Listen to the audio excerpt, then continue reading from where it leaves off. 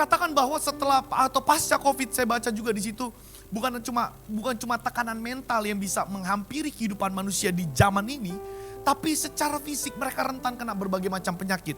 Bahkan katanya ada 3 penyakit baru yang berbahaya yang berhubungan dengan saluran pernafasan pasca COVID. Bahkan katanya berbagai macam diprediksi dan pokoknya sudah mental kena gitu ya. Fisik juga kita terancam. Tapi yang jadi pertanyaan adalah kita juga mesti jeli melihat bahwa rohani kita juga bisa mengalami sakit. Dan tahukah saudara, mungkin mental kita bisa jatuh, mungkin fisik kita bisa lemah, tapi rohani kita masih tetap kuat, betul nggak? Karena sebenarnya yang bisa menopang mental kita ketika kita mungkin jatuh, ketika kita mengalami kelemahan fisik, yaitu roh kita. Nah, seberapa sering sebenarnya kita berusaha dan kemudian membangun hubungan dengan Tuhan demi rohani kita tetap dikuatkan, betul nggak? Salah satu keputusan Anda datang ke gereja, ini sebenarnya lagi kasih nutrisi yang sehat buat rohani Anda. Jadi Anda nggak rugi malam hari ini datang, karena sebenarnya your spirit, rohmu sedang dibangun di sini gitu. Jangan merasa this is on duty, lagi kewajiban. Ini obligasi, kewajiban. Kenapa aku orang percaya aku harus datang ke gereja? No, sebenarnya kamu datang, kamu lagi kuatin rohani kamu. Dan rohani ini sebenarnya banyak diabaikan. Padahal yang lain bisa jatuh. Kalau rohani menopang, semuanya bangkit lagi. Dan sebenarnya gini saudara. Kenapa orang cepat sekali gampang rentan kena masalah dari semua sisi? Ya katanya ada yang bilang ini karena dunia sudah berbeda dari yang dulu. Orang dulu gak terlalu maksa. Tapi karena kemudian era keterbukaan, orang yang tadinya santai, kemudian lihat hidup orang lain lebih maju, dia jadi pengen lebih maju, lebih cepat. Orang yang tadinya biasa aja ritmenya, tapi kemudian karena melihat peluang begitu banyak langsung maju. Tekan, masalahnya gak semua berhasil. Dan waktu kita kasih effort besar kepada peluang-peluang itu dan kemudian kita gagal, itu katanya bisa mengundang banyak masalah dalam kehidupan manusia. Tapi sebenarnya yang kita mau bilang adalah, entahkah kamu punya masalah mental atau jiwamu sedang tergoncang, atau fisikmu sedang goyang karena kamu lemah, kamu capek. Kamu butuh Tuhan Yesus. Karena demikian rohanimu itu membutuhkan Tuhan Yesus. Demikian jiwanimu dan juga jasmanimu butuh Tuhan Yesus. Karena Alkitab mencatat Yesus sanggup memulihkan ketiganya. Yesus sanggup menguatkan ketiganya. Betul? Jasmani, jiwani, dan rohani. Kita lihat ini bukan kejadian sekarang ini aja, tapi di zaman dulu gitu ya, waktu Yesus mulai pelayanannya, orang banyak ngikutin Yesus. Karena mereka bisa merasakan vibe-nya bahwa Yesus ini, it's totally different. Gitu ya, dia berbeda dari guru-guru yang lain, makanya orang-orang banyak berbondong-bondong ngikutin dia.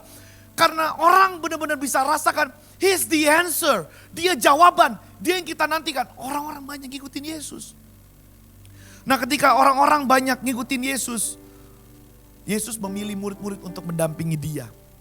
Kenapa? Karena Yesus tahu harusnya yang melayani orang-orang ini yang sakit mental, sakit secara fisik, sakit secara rohani, bukan aku sendiri. Tapi murid-muridku juga harus melayani mereka. Dan bukan waktu itu aja. Yesus mau melibatkan muridnya. Tapi hari ini Yesus mau libatkan Bapak dan Ibu, saudara-saudara sekalian. Karena di dunia ini orang lagi butuh Tuhan Yesus. Dan Tuhan Yesus ada di dalam dirimu. They need to know. Mereka perlu tahu. Dan Anda tahu siapa itu Tuhan Yesus. Waktu Tuhan Yesus melihat bahwa banyak orang membutuhkan dia gak kerja sendiri.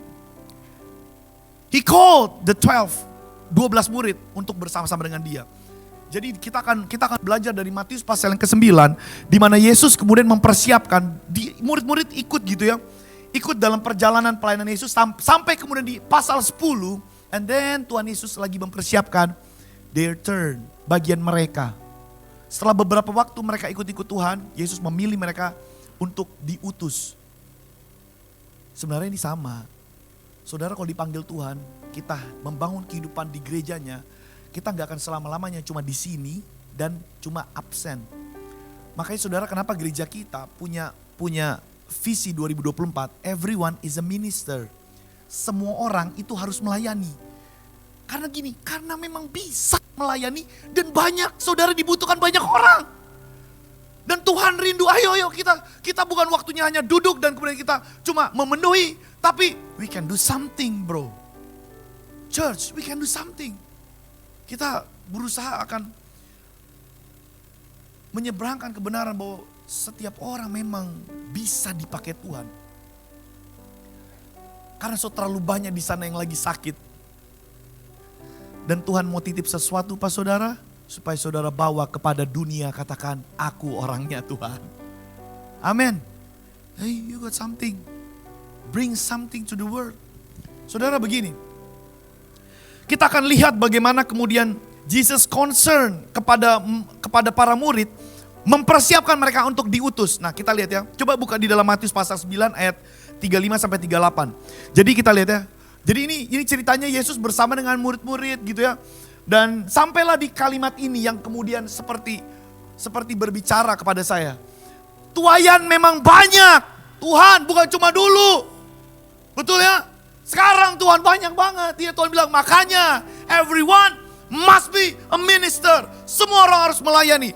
Pendeta di Metro Church ada 10. Kita gak mampu Bapak Ibu. Gak mampu, cuma kita sendiri. Kita mesti bergandengan tangan dan empowering all of you, all the church members, supaya kita keluar. Kemana Tuhan utus kita? Kita melayani di rumah Tuhan, yes and amen, good, very good. Kita melayani, we do something in this house, tapi di luar sana banyak juga yang membutuhkan. Right? Saudara mungkin udah mulai, aduh, apakah aku bisa? Nanti saya akan buktikan bahwa Anda qualified, Anda cocok. Tuayan memang banyak tapi pekerja sedikit. Karena itu mintalah kepada Tuhan yang punya tuayan supaya Ia mengirimkan pekerja-pekerja untuk tuayan itu. That's why 2024, Tuhan, we ask, kita minta, everyone is a minister.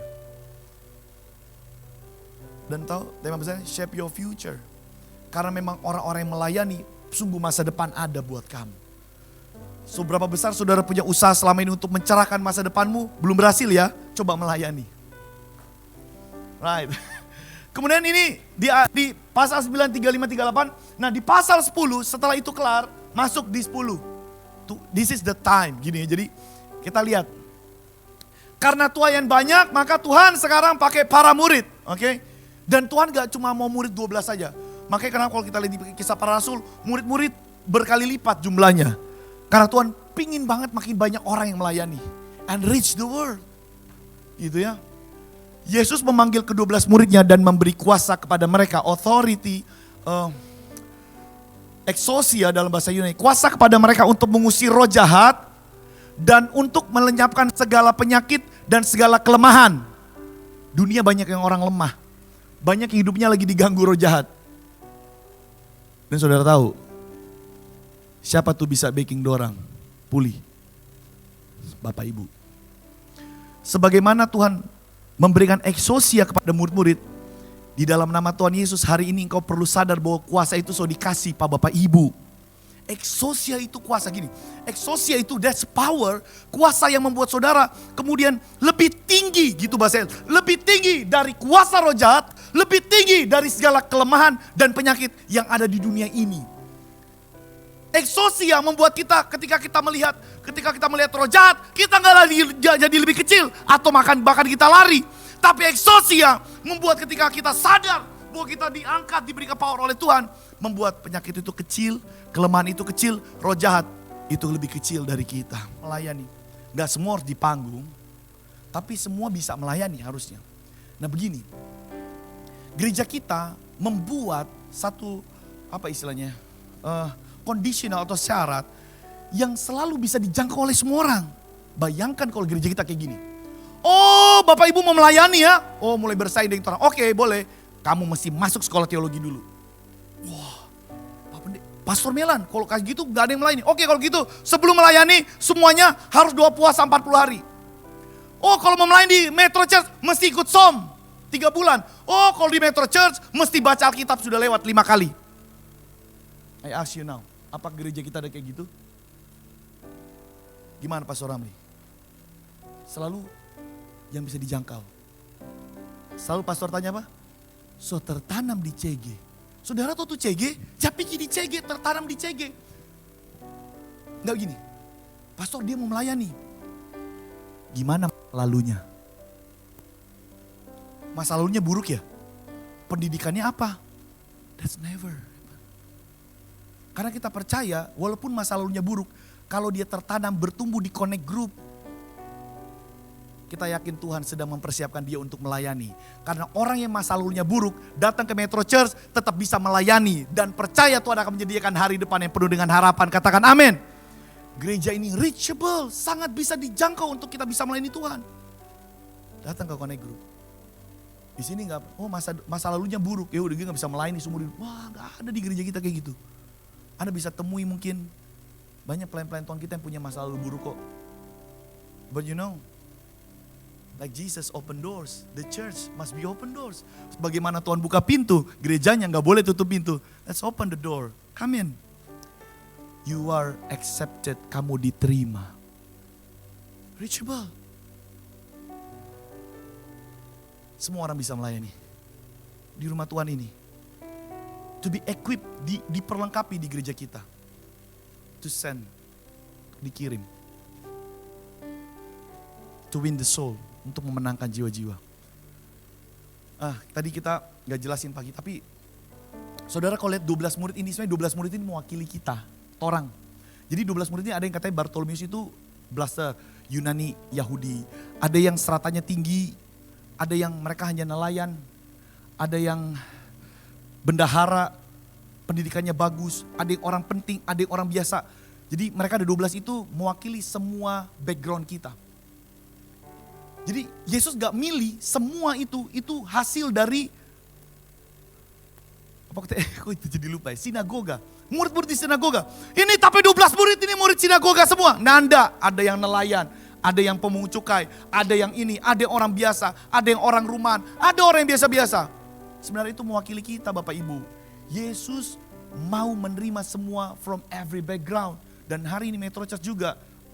Apa backgroundmu? No problem. As long as you come, selama kau datang, kau memberi diri di Connect Group, bertumbuh di dalam Tuhan. You're ready to serve, kamu siap untuk melayani. Tepuk tangan dulu dong buat Tuhan.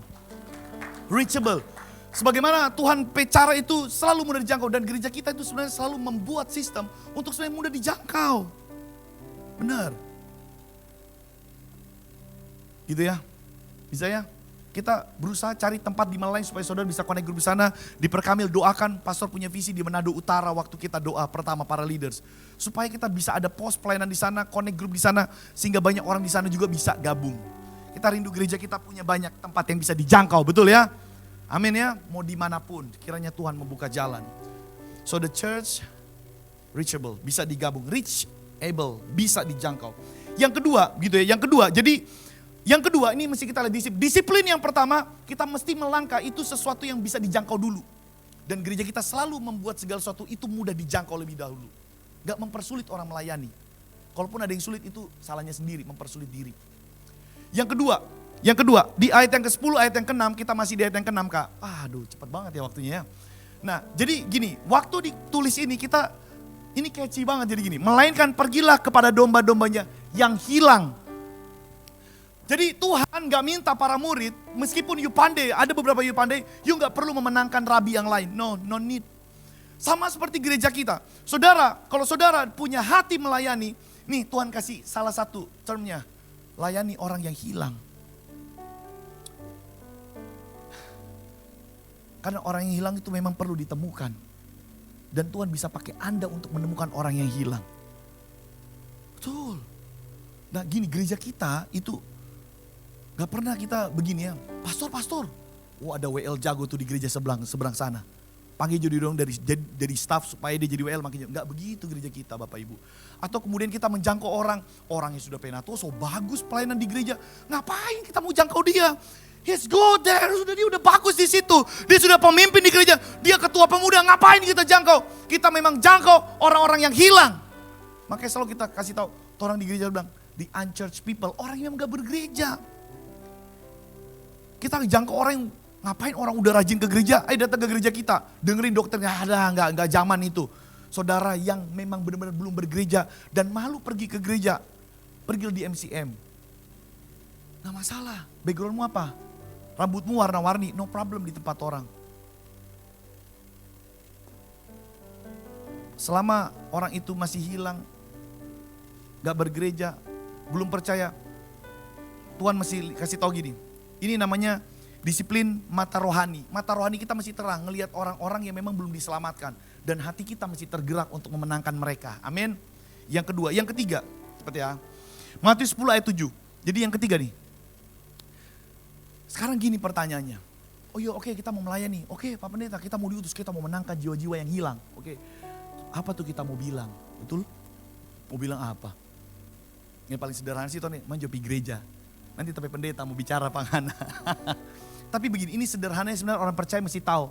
As a believer, sebagai orang percaya, Anda mesti punya ini modal dasar. Oke, apa yang mesti dibilang? What to say? Kita orang percaya, hamba Tuhan mesti tahu punya disiplin apa yang mesti diucapkan. Banyak orang begini, orang suka banget memenangkan jiwa-jiwa, selalu tawarin Yesus sang tukang obat. Semua masalah, iya pokoknya pasti. Pokoknya begitu. Jadi seakan-akan kekristenan itu gak ada masalah. Kita gak mau jadi kekristenan kayak gitu. Seakan-akan kita jualan Tuhan Yesus yang kemudian semuanya spoiling, semuanya cuma manjain semuanya keinginan saudara. Apa you punya mau mobil nih, datang Tuhan Yesus sanggup menyediakan. Enggak, gereja kita enggak kayak gitu. Gereja kita pemberitaannya adalah sama seperti yang Alkitab bilang. Kalau saudara ketemu orang yang hilang, ketemu orang berdosa, nih, what to say, this is the message. What the message? Pergilah dan beritakanlah kerajaan sorga sudah dekat. That's the main point. Kerajaan sorga. Saudara mesti jelaskan tentang kerajaan sorga. Oh bingung lagi. Kita jelasin ya. Apa itu kerajaan sorga? Roma 14 ayat 17. Here we go. Roma 14 ayat 17. Ini kerajaan sorga. Kerajaan Allah. Supaya kita gak bingung ya. Apa nih kerajaan apa? Empire of the Lord. Kerajaan sorga. Sebab kerajaan Allah bukanlah soal makanan dan minuman. Tetapi apa nen? Soal kebenaran, damai sejahtera, sukacita oleh Roh Kudus. Jadi gini. Kalau mau ngomong sama orang, ini 3 hal ini penting. Kebenaran. Nah, saudara mungkin banyak yang bilang, apa itu kebenaran? Kebenaran itu bukan cuma sekedar berita kebenaran. Kebenaran itu adalah Yesus. Karena Yesus adalah kebenaran, betul ya? Tapi kemudian kan gak banyak orang ngerti. Apalagi orangnya belum kenal kekristenan. Apa itu Yesus? Siapa dia? Kalau saudara memberitakan kerajaan Allah, ada yang namanya prinsip kebenaran. Apa itu kebenaran? Begini, ya di atas ya, tidak di atas tidak. That's truth. Itu kebenaran. Ya, tidak, tidak. Yang kedua, damai sejahtera. Damai sejahtera itu nanti kita coba bikin penjelasan singkatnya. Jadi damai sejahtera itu dari kata Yunani eirene. Eirene itu artinya jabatan tangan. Oke, jabatan tangan artinya gini. Kita berlawanan, tapi karena kita sudah jabatan tangan, sekarang kita bersamaan. Kita tidak saling bermusuhan, tapi kita saling menerima apa adanya. That's eirene. Itu eirene. Damai, kita sepakat kita jalan bersama. Itu eirene. Itu kerajaan surga. Dan yang ketiga, itu sukacita oleh Roh Kudus. Kenapa dibilang sukacita oleh Roh Kudus? Karena pekerjaan Roh Kudus itu selalu mendatangkan sukacita. Apa yang mendatangkan sukacita? Selalu memperbaharui kehidupan kita.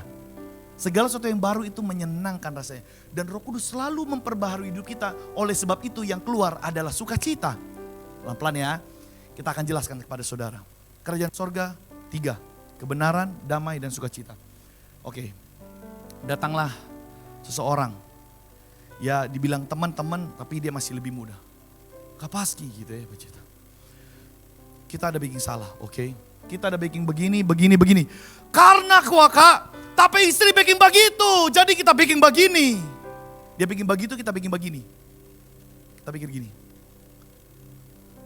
Benar nggak apa istri salah?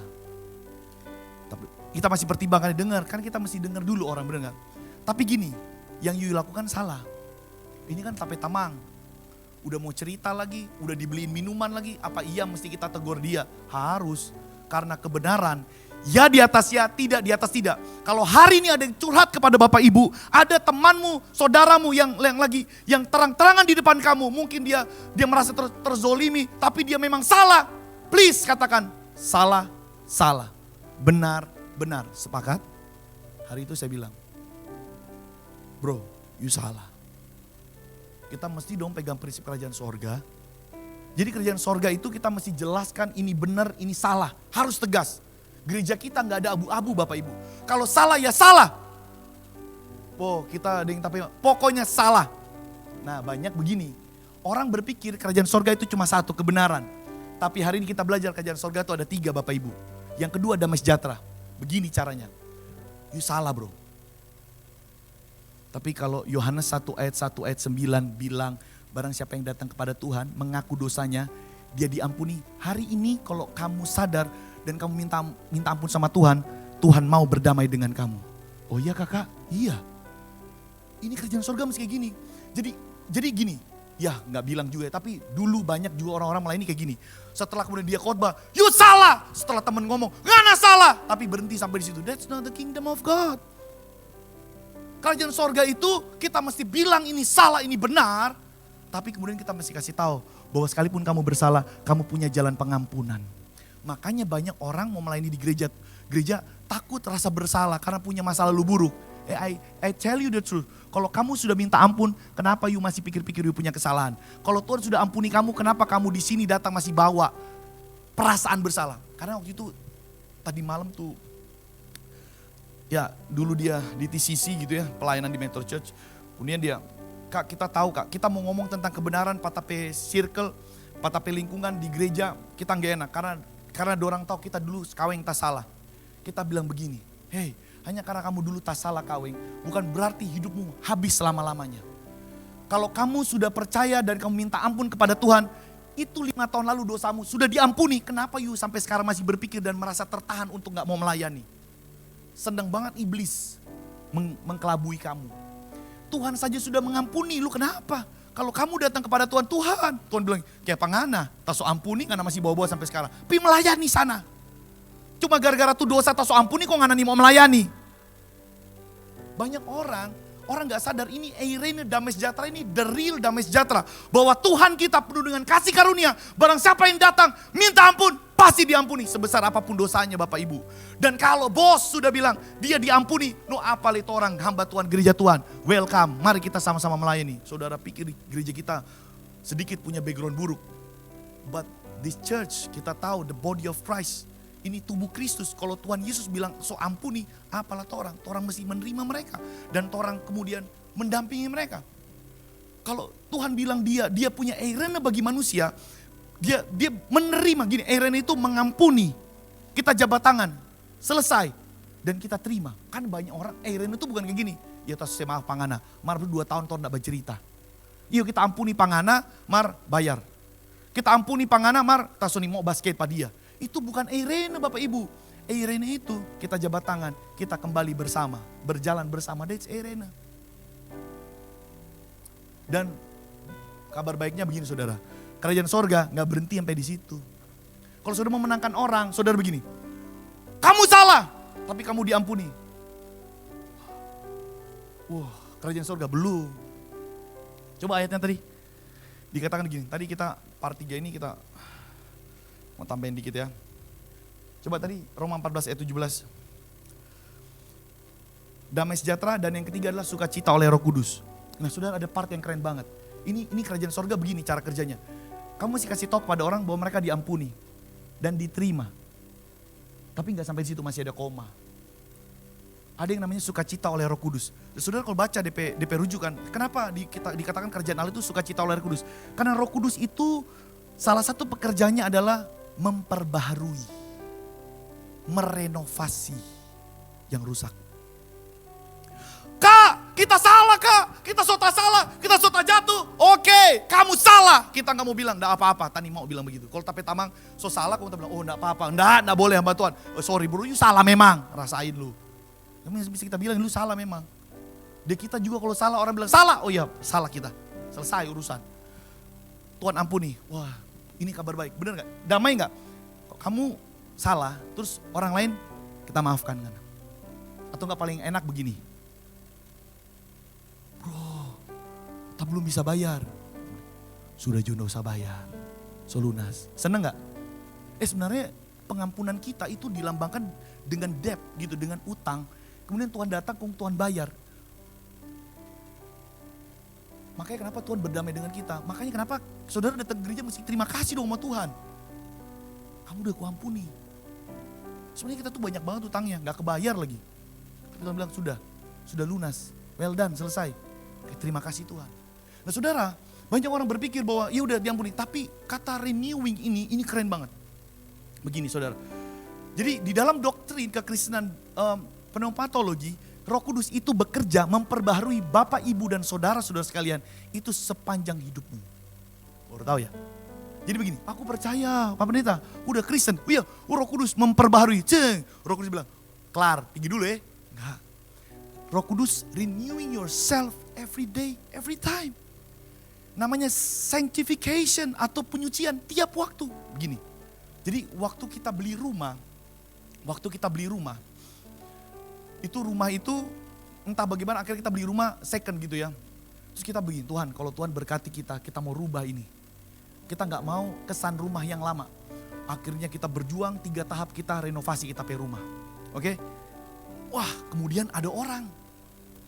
Karena yang punya rumah itu namanya Yonas ya. Toki pintu, Yonas. Wih Pak, cari siapa? Yonas. Oh Pak Yonas di situ. Oh, so angko dang. Iyo, so kita sekarang di sini. Pantas so berubah. Kenapa berubah? Karena diperbaharui. Yang tembok rusak kita tempel batu alam. Yang tembok yang rompel kita benerin, kita bagusin. Yang udah rusak kita cat, diperbaharui depannya. Oke? Sampai kemudian, wah berbeda ya daripada sebelumnya. Betul ya? Tapi kalau saudara datang masuk ke rumah saya, saudara akan lihat kamar mandinya belum berubah. Saudara masuk ke gudang belakang, bahkan catnya belum berubah. Kalau saudara lihat tehelnya belum berubah. Kenapa? Karena belum ada doi, mau renov semuanya. Karena begini, it takes time to renew. Bahkan begini loh, kenapa Alkitab tulis bahwa Roh Kudus memperbaharui saudara. Even the Holy Spirit takes time, perlu waktu untuk memperbaharui saudara punya kehidupan. Makanya begini Bapak Ibu, kalau ada Bapak Ibu punya saudara, kemudian saudara doakan, kemudian dia, aku percaya kepada Tuhan, very good. Maaf ya Bapak Ibu ya, tolong jangan harapkan dia besok hari jadi malaikat. Kalau besoknya kemudian dia masih jatuh bangun, percaya apa yang saya bilang, bahwa Roh Kudus masih memegang kendali untuk memperbarui dia. Karena sama seperti kita punya rumah, walaupun depannya masih ada palia baru, tapi kalau ke dalam masih banyak yang butuh dibereskan. Kalau saudara ketemu Pastor Paski, wah berubah ya, tapi di dalam sini masih banyak kita butuh sentuhan Roh Kudus untuk mengubahkan tapi hidup. That's why saudara kita mesti lihat orang, kalau orang ini masih belum berubah, percaya Roh Kudus masih bekerja. Ini kekristenan keren banget. Jadi waktu kita bersalah, kita diampuni dan juga kita direnovasi. Dan itu kadang kita pemimpin rohani juga mesti sabar, mendampingi. Ada orang yang kita doakan masih jatuh bangun, tapi kita punya keyakinan bersama namanya Roh Kudus selalu memperbaharui. Even though sekarang mungkin masih banyak belum berubah, tapi aku percaya setiap orang yang telah percaya kepada Yesus pasti akan renew. Bagus ya Pastor Paski, saudara belum tahu di belakang sini masih banyak yang kurang. Sementara dikerjakan Roh Kudus. That's why kenapa kita mesti saling mengasihi. Karena kita sama-sama punya kelemahan dan kita masih sama-sama direnovasi sama Roh Kudus. Itu yang mendatangkan sukacita. Amin, hidup kita masih dikerjakan oleh Roh Kudus. Ini kingdom of God. Karena banyak saudara orang kemudian sudah diperdamaikan oleh Tuhan gitu. Aku terima kasih, aku kasih karunia. Tapi kemudian bulan berikut dia jatuh ke dalam dosa. Kemudian kita langsung judgmental. Nah maka hitungannya, kita udah marah-marahin dia. Padahal come on. Semua orang itu punya waktu yang berbeda-beda. Tapi satu yang pasti tentang kerajaan sorga. Bahwa Roh Kudus akan mendatangkan sukacita. Karena dia mengerjakan yang namanya pembaharuan. Oleh sebab itu, kalau di dalam tim kita masih ada yang melakukan kesalahan, kita sangat yakin bahwa Roh Kudus masih in control, masih memperbaharui. Dan saudara kadang Roh Kudus memperbaharui itu waktu kita merenovasi rumah, Queen lagi mau program hamil di chat, waduh bau banget chatnya. Karena memang kalau Roh Kudus, dan saudara bayangkan juga Roh Kudus ini memperbaharui, kemudian nyaman, gak nyaman, namanya renovasi hidup itu gak nyaman. Jadi waktu datang ke gereja, oh aku diterima Tuhan, aku percaya. So masuk Metro Church, tiba-tiba dapat pergumulan. Oh ini so salah so nih Tuhan, bukankah kita so percaya? Kok kita dapat pergumulan? Hey, namanya direnovasi hidupmu pasti gak enak bro. Lewat aja kita udah sering, aduh kena tangga, waduh debu, orang toki, aduh ribut. Sama hidupmu mungkin kacau balau sekarang. Kenapa tapi hidup setelah percaya Yesus kok kayak gini ya? Gak usah heran, lu lagi direnovasi. Tapi you akan bersuka cita satu kali kalau Roh Kudus selesai nanti, you kelihatan cakep daripada sebelumnya. Sakit-sakit penuh dengan debu. Tapi satu yang pasti sukacita, karena nanti orang-orang bilang, you kelihatan beda. Mana orang-orang yang mengikuti Tuhan? Pasti teman-teman lama bilang kamu lebih cakep daripada dulu. Kamu pasti lebih bagus daripada dulu. Katakan amin. Itu karya Roh Kudus. Tepuk tangan buat Tuhan kita. Sukacita kan? Karena memang Dia bakal buat kamu lebih cakep. Dan memang beda-beda sih cakepnya kita. Tergantung skincare. Oh enggak, bukan. Ya tergantung waktu kalau saudara nurut waktu direnovasi gitu ya. Bayangkan kalau renovasi rumah gitu ya, karena kita kesel. Sementara tukang yang ngecat kita tendang tangannya. Wah ngana gitu ya. Waduh jatuh tukangnya gitu. Waduh Pak gimana kita mau renovasi gitu ya. Dia lagi mau toki-toki. Stop jangan beribut. Kita komplain everything. Kapan selesainya rumah hidupmu supaya lebih cakep. Izinkan. Berdebu dikit, nyesak dikit, gak apa-apa ribut dikit. Tapi make sure, pasti kalau ya Roh Kudus bekerja, you lebih cakep daripada sebelumnya. Hidupmu pasti lebih cakep daripada sebelumnya. Bolehlah kasih tepuk tangan buat Tuhan kita. Haleluya. Haleluya, semangat. Yang keempat, udah mau habis ya waktuku ya. Pasal yang ke-8, oke here we go, kita akan cepat. Pasal 10 ayat ke-8. Tadi kita gak sempat bilang itu. Jadi Yesus bilang begini, murid-murid ini kamu ke orang Israel asli ya, jangan ke kanan ke kiri dulu, fokus dulu yang bisa dijangkau, oke? Terus kasih tahu what to say, kerajaan sorga, kebenaran, damai sejahtera, sukacita, oke? Terus yang berikutnya, nih, kamu mesti sembuhkan orang sakit, bangkitkan, tahirkan. Kamu telah memperolehnya dengan cuma-cuma. Karena itu berikanlah dengan cuma-cuma. Jadi waktu Tuhan kasih kuasa, mereka melihat bahwa apa yang mereka kerjakan itu kuasa Tuhan intervensi. Tapi murid-murid lu mesti ingat, you mesti ingat ya, itu tuh kuasa itu gratis dari Tuhan. Oh kita baru ngerti, Tuhan tuh begini ya. No gain, no problem. Nah, kita mesti terus terang aja. Karena biasanya begini, pelayanan itu sungguh menggoda untuk kita cari keuntungan. Gak tahu keuntungannya apa, tapi bisa jadi orang pelayanan untuk mencari keuntungan. Pelayanan untuk penghidupan, betul. Karena kita hidup dari pelayanan kita, itu benar. Tapi ini beda, ini DP nama keuntungan, advantage atau gain.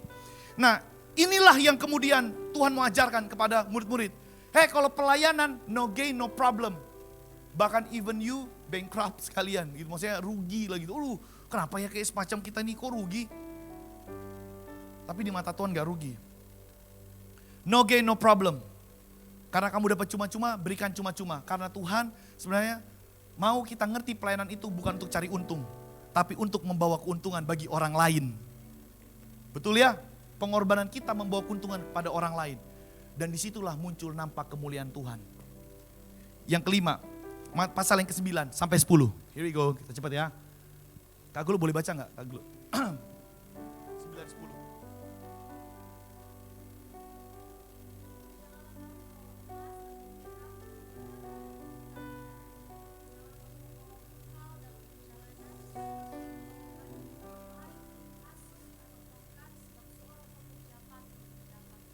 Oh guru, kita kan mau pergi. Boleh nggak bawa emas? Boleh bawa tembaga, buat cadangan. Kalau habis doku kita jual. Kalau habis doi, ya udah gade lah kita ini. Oh guru, boleh nggak kita bawa? Guru, dosa, tenang.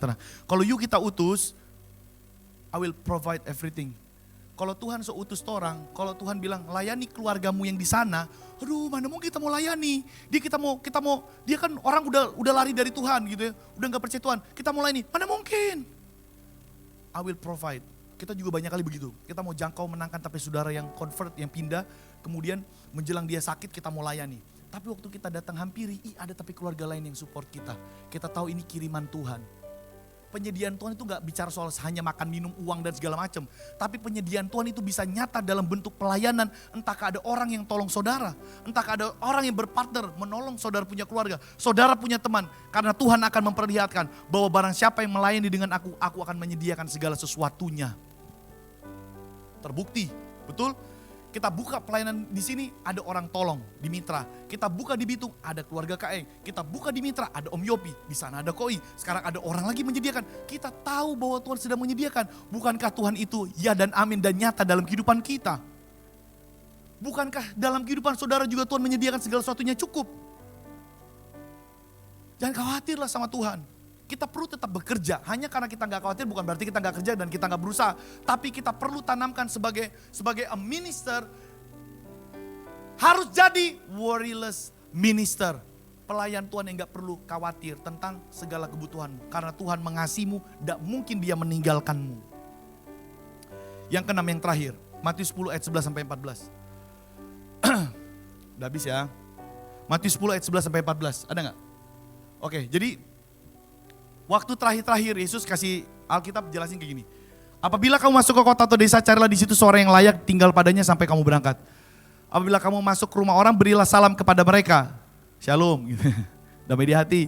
Jika mereka layak menerimanya, salammu itu turun ke atasnya. Jika tidak, salammu itu kembali kepada mereka. Maksudnya banyak ada tafsiran, cuma kita gak bisa bagikan saudara. Ini keren juga. Tapi kita tertarik di sini saudara. Dan apabila seorang tidak menerima kamu dan tidak mendengar perkataanmu, tak mau tanya di sini yang pernah layani keluarga dan temannya, kok gak didengar? Sedap.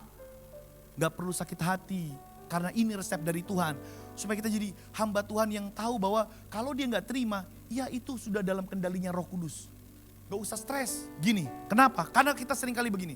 Dan apabila seorang menerima kamu dan tidak mendengarkan perkataanmu, keluarlah dan tinggalkanlah rumah atau kota itu dan kebaskanlah debu dari pada kakimu. Artinya gini, dalam tradisi itu artinya gini.